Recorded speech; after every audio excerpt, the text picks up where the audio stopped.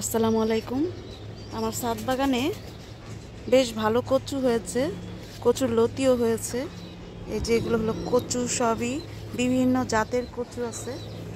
এই যে এখানটাতেও আছে কলা গাছের গোড়াতে। এগুলি কয়েকদিন পরে পরে এমনিতেই হয়, একবার কেটে দিয়েছি, আবারও হচ্ছে। এই যে তো ওই টবে টবে অনেক আছে। এখন কিছুটা লতি তুলবো, তো যাই লতির কাছে।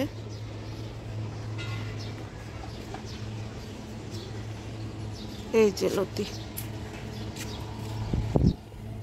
মাশাআল্লাহ বেশ লম্বা লম্বা লতি হয়েছে।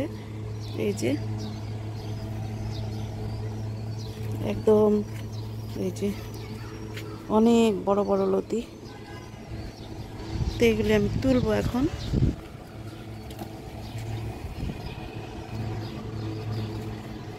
গোড়া থেকে তুলবো।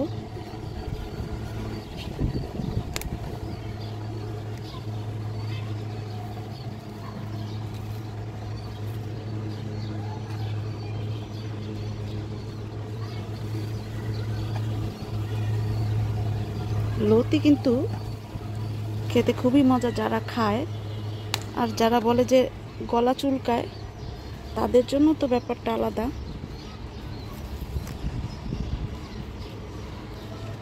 কিন্তু আমাদের হলে অবস্থা কি, গলা চুলকালেও আমরা খাই, মানে এত পছন্দ করি যে গলা যদি চুলকায়ও তবুও খাই।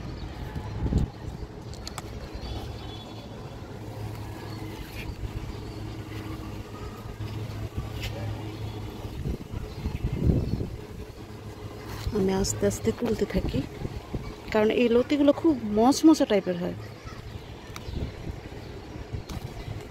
ভালোভাবে তুলতে না পারলে একদম ভেঙে ভেঙে আসে।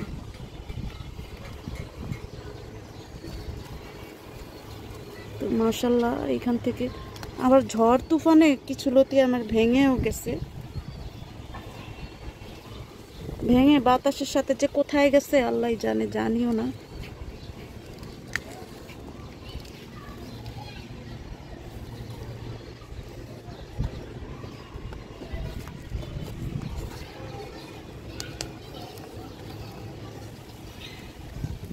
এই দিকটাতে একটা লতি ছিল, ওইটা ভেঙে গেছে। দেখি আর অন্য জায়গায় আছে। এই দিকটাতেও আছে লতি। এই তো প্রথম লাগানোর পরে প্রথম হইলো, আস্তে আস্তে কিন্তু লতিগুলো আরো মোটা হবে। এগুলা দেশি জংলা কচুর লতি।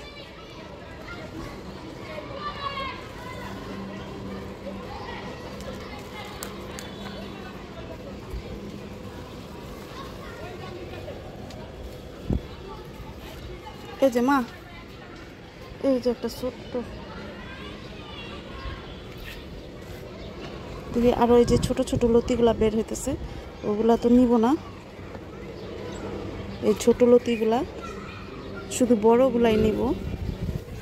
যেগুলি, এগুলি তো ছোট ছোটই দেখা যাইতেছে। সব কাজই খুব সাবধানে করা লাগে। তো এই যে লতি,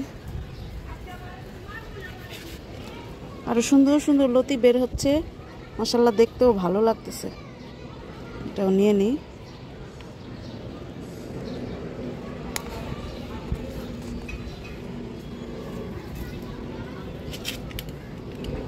এই সাইডেও কয়েকটা লতি আছে। এই যে নতুন নতুন লতিগুলা মাটি থেকে একটু আলগা করে দিলে তাহলে লতিগুলা ভালো হয়, লম্বা হয়।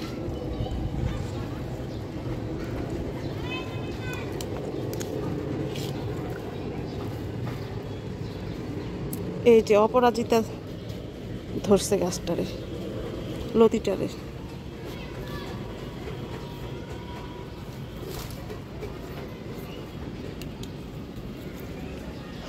অপরাজিতার দিক থেকে আমার লাউ গাছে উঠে যাচ্ছে, এগুলি সব ক্লিন করতে হবে। তো লতি তো নিলাম, দেখি আর একটু আছে কিনা কোথাও। সব লতি এখন ছোট ছোট, তো এগুলি বড় হতে থাক। এই তো লতি তুলেছি, আমার হাত একদম মাটিতে ভরা। এই যে লম্বা লম্বা লতি, মাশাআল্লাহ অনেক বড় লতি। এই ছোট্ট ছোট্ট গাছের থেকে এত বড় বড় লতি নিলাম, এটা আল্লাহর বিশেষ রহমত ছাড়া কিছুই না।